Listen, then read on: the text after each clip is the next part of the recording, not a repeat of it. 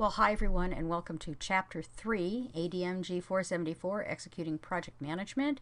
We're going to take a look at Chapter 3 and the contents that are there.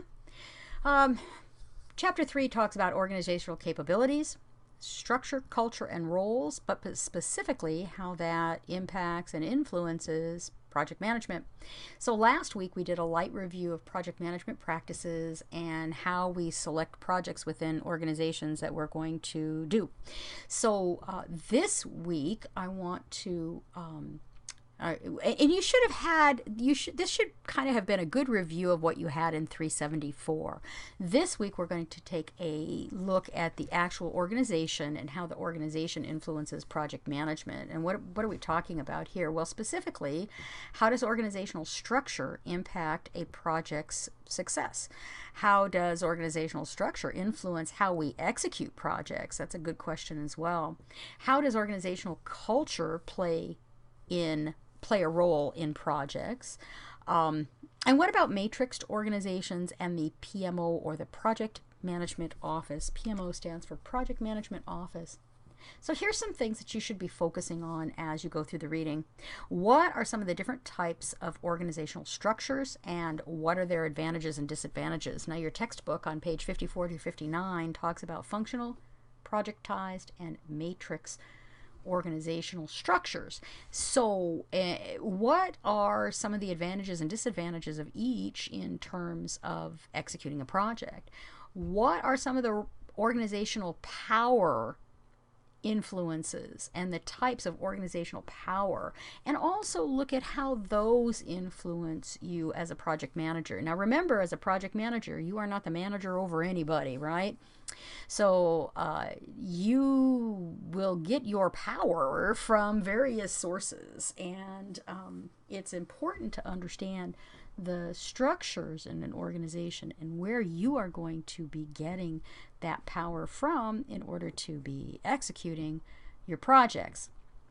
And you want to be able to identify what a good project culture is going to look like. So after you look at all of these different things, some definite characteristics will jump out at you. If you look at the question from the perspective of, if I was a project manager, what are the characteristics of an organization that I would want to see so that I feel I could be the best project manager possible? That good culture will start to present itself in a variety of ways.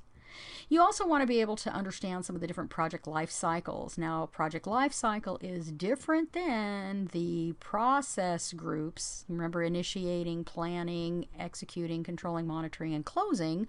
The project life cycles are different, and there are various life cycles based on different domains, actually.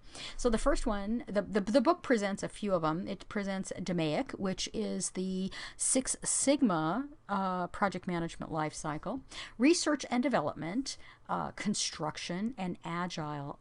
These are the project life cycles, not the only ones, but the four that are presented in the book. Also understand what some of the project roles are. We have different, we have a project manager and we have team members, obviously, but we also have a variety of other roles associated with projects. So be sure you understand page 69 to 74, those different roles, and then pay special attention to exhibit 3-16, desired project manager behaviors, on page 71.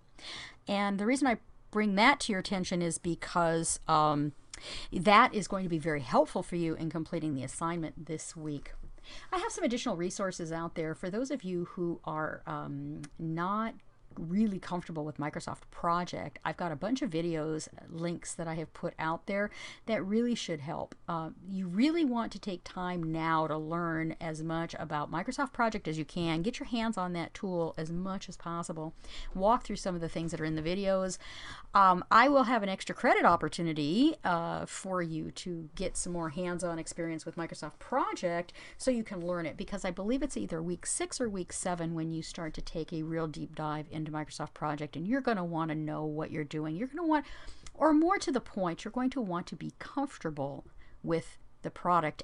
And if you're not comfortable, you're going to want to know where you can go to get a quick infusion of information on a particular topic. So I encourage you to take a little bit of time now. You also want to look at the How to Establish an Organizational Culture That Supports Projects article that I posted out there for you. And that'll really help you wrap your head around what a good culture would look like. So, of course, if you have any questions, don't hesitate to contact me. You can email me or you can Skype me. You can call, whatever your preference.